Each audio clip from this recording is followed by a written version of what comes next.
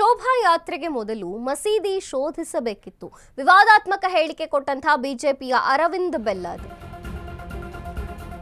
ಶೋಭಾಯಾತ್ರೆಗೆ ಮೊದಲು ಮಸೀದಿಯನ್ನ ಶೋಧನೆ ಮಾಡಬೇಕಿತ್ತು. ವಿವಾದಾತ್ಮಕ ಹೇಳಿಕೆಯನ್ನು ಕೊಟ್ಟಿದ್ದಾರೆ ಬಿಜೆಪಿಯ ಅರವಿಂದ್ ಬೆಲ್ಲದ್. ಬಾಗಲಕೋಟೆಯ ಸಂಘರ್ಷವನ್ನ ಖಂಡಿಸಿ ಹಿಂದೂಗಳು ಘರ್ಜನೆ ಮಾಡ್ತಿದ್ದಾರೆ. ಹಿಂದೂ ಹಿತರಕ್ಷಣಾ ಸಮಿತಿ ಪ್ರತಿಭಟನೆಯಲ್ಲಿ ಬೆಲ್ಲದ್ ಭಾಗಿಯಾದ್ರು. ಶಿವಾಜಿ ಮಹಾರಾಜರು ಹಿಂದೂ ಸಾಮ್ರಾಜ್ಯ ಕಟ್ಟಿದವರು, ಅವರ ಜಯಂತಿಯ ಮೆರವಣಿಗೆ ಅದು. ಈ ಘಟನೆಗೂ ಮೊದಲೇ ಮಸೀದಿಯನ್ನ ಸರ್ಚ್ ಮಾಡಬೇಕಿತ್ತು. ರಾತ್ರಿ 10 ಗಂಟೆಯಲ್ಲಿ 200 ಜನ ಮಸೀದಿಯಲ್ಲಿ ಹಾಕಿದ್ರು.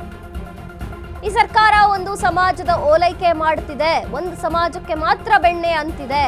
ಕಾಂಗ್ರೆಸ್ ಸರ್ಕಾರದ ವಿರುದ್ಧ ಅರವಿಂದ್ ಬೆಲ್ಲದ್ ಕೆಂಡ ಕಾರಿದ್ದಾರೆ.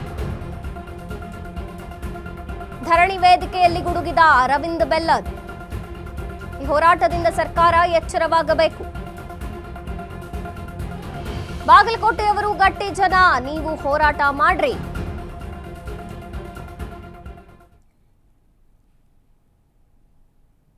ಎಲ್ಲರಿಗೂ ಗೊತ್ತಿತ್ತು, ಒಂದು ಆರೋಗ್ಯ ಇಲಾಖೆ ಒಂದು ಪ್ರೋಗ್ರಾಮ್ದಲ್ಲಿ ಆ ಪ್ರೋಗ್ರಾಮ್ ಇನ್ವಿಟೇಷನ್ ಪೂರ್ತಿ ಉರ್ದುದಾಗ ಮಾಡ್ಯಾರ. ಇವ್ರಿಗೆ ನಾಚಿಕೆ ಬರ್ಬೇಕು ಸಿದ್ದರಾಮಯ್ಯನವ್ರಿಗೆ, ಇವ್ರ ಮಂತ್ರಿ ಮಂಡಲದವ್ರಿಗೆ.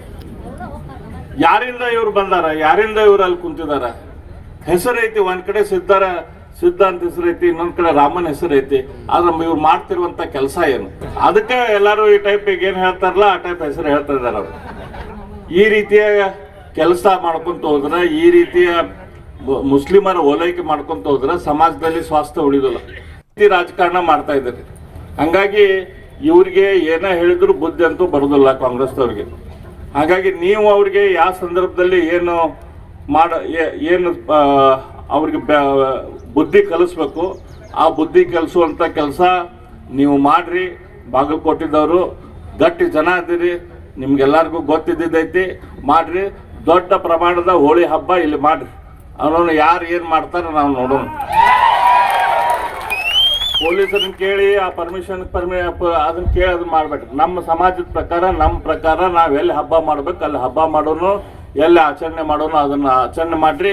ಈ ಸರ್ಕಾರಕ್ಕೆ ನೀವು ಭಾಳ ಕೇಳ್ಕೊಂತ ಕುಂತ್ರಂದ್ರೆ ಅವ್ರ ತಲೆ ಮೇಲೆ ಹತ್ತು ಕೊಡ್ತಾರ. ನಾವು ಗಟ್ಟಿ ಇದ್ದೀವಿ ಅಂತಂದ್ರೆ ಇವ್ರು ಬರೋಬ್ಬರಿ ಡೊಗ್ಗಿ ನಡೀತಾರ. ಹಂಗಾಗಿ ಹಿಂದೂ ಸಮಾಜದ ಶಕ್ತಿ ಏನೈತಂತೆ ತೋರಿಸುವಂತ ಈ ಸಂದರ್ಭ ಬಂದೈತಿ. ಆ ಶಕ್ತಿಯನ್ನ ನಾವು ತೋರ್ಸೋಣ. ಒಂದು ಆರೋಗ್ಯ ಇಲಾಖೆ